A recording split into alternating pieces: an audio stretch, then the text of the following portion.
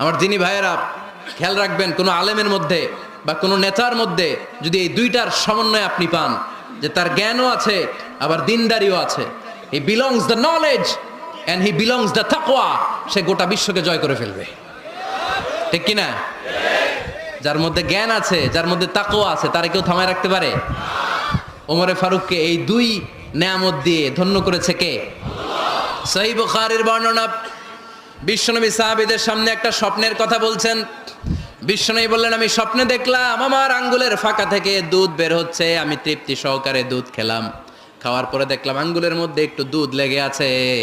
আমার আঙ্গুলে অতিরিক্ত লেগে থাকা দুধটা আমি ওমরে ফারুকের মুখের মধ্যে লাগিয়ে দিলাম।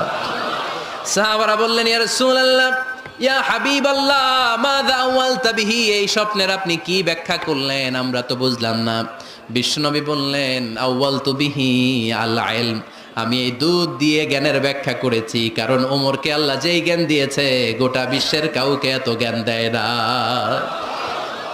এজন্য স্বপ্নে যদি কেউ দেখেন যে আপনি দুধ খাচ্ছেন, তার মানে আল্লাহ তাআলা আপনার জ্ঞান বাড়ায় দিবে।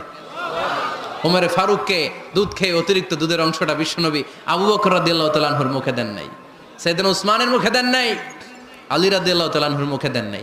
স্বপ্নে ওই অতিরিক্ত লেগে থাকা দুধটা বিশ্বনবী ওমরে ফারুকের ঠোঁটের মধ্যে লাগিয়ে দিয়েছেন।